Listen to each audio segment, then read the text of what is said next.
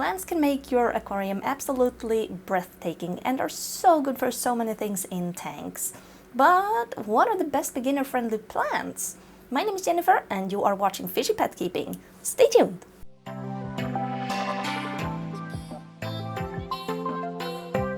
Number 5 is the Bacopa Carolina. These guys are fast growers. They are stem plants that you can cut if they get too long. You just take a cutting and then you can plant that cutting in the tank, because that will root and that will create new plants.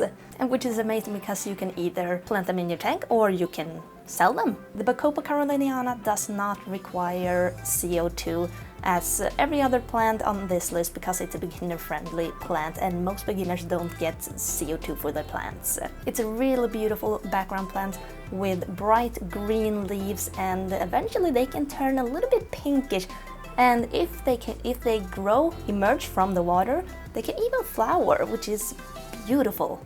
These plants do well in medium light or high light. They can grow in low light, but they will not grow as fast. Number 4 is the Java Fern. This guy is a slow grower and you should not plant this directly into the substrate because they can get root rot. Instead, you should plant them like on a piece of driftwood maybe, or on a piece of rock. Just apply it with like a little fishing line or even super glue, because most super glue is safe for aquariums. And these can thrive in low to medium light because of their dark green colors. Usually I think it's this way. The plants with darker leaves tend to do better in low light than those with brighter leaves or colorful leaves. It's a beautiful background plant that can grow pretty big actually. And as I said, it has these dark green leaves with a beautiful texture on it. I just think the Java Fern is kind of breathtaking. Some people don't like them, but I certainly love them. And after this part, I'm not gonna repeat this anymore, but of course they don't require CO2 as every other plant on this list, which is pretty nice, because CO2 can be expensive. Number 3 is Java Moss, another Java. Java Moss can grow almost out of control. They are very fast growers. They will thrive in almost every single environment. They will thrive even if you give them no fertilizer. They will thrive even if you give them little to almost no light at all. Yeah, you can give them all kinds of light levels, and when it's too much, when it grows out of control, you can just cut it and maybe sell it too. Java moss is a very popular moss that you can attach to driftwood, rocks, backgrounds, and it will just start growing and attach itself to, for example, the glass, the background, etc. You get it. I love Java moss. I have it in my betta tank, and yeah. Number 2 are Cryptocurrinis, or commonly called crypts. Crypts will differ in size, in growth rates, because there are different species of crypts and there are so many to choose from. They are one of my absolute favorite plants in the aquarium hobby, and yeah, some even grow emerged. That's pretty cool. Examples of crypts are Cryptocurrini wentii, I think it's pronounced that way, Cryptocurrini undulata, and Cryptocurrini lucens. It can be pretty hard to say Cryptocurrini. It's like a tongue twister.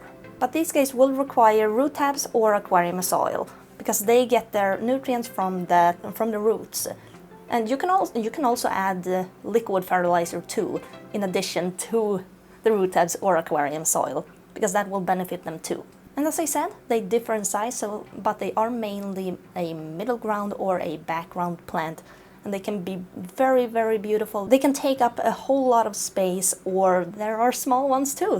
But it just fills out the tank with beautiful greenery and it just looks so natural. They are one of my favorite plants. And the number 1 beginner plant is the Anubias. These ones are some of my absolute favorite. They are so beautiful. They are so easy to care for. They only require liquid fertilizer every once in a while. They will thrive in low to medium light. Preferably don't give them too much light because that can burn their leaves. And also don't plant these directly into the soil because as the Java Fern, it can cause root rot. So attach these with super glue, aquarium glue, or a fishing line, for example, onto driftwood, a rock, or wherever you want, just not in the substrate. And they differ in size, but they are generally pretty small. Some Anubias, like the Anubias Barteri, will grow to be very big, or very big. Mine is like this wide and this tall, I think. And some Anubias will even flower, and the flowers kind of remind me of a peace lily. They have these modified leaves with a flower inside of it. It's so beautiful. So if you're an absolute beginner, the number one plant that I can recommend for you is the Anubias. Just a word of caution though, because they grow so slow, they tend to get algae on them quite easily, but you can just scrub that off with a soft toothbrush or so. If they have like green spot algae on them, that can be a little bit harder, but some animals that eat green spot algae is nerite snails. I have never owned nerite snails, but I've read that they do eat green spot algae, so if you do have a problem with that, give it a go.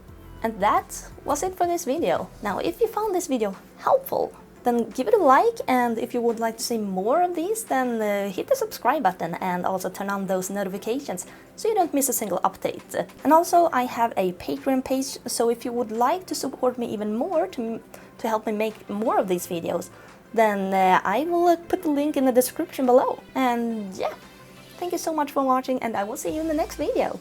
Bye!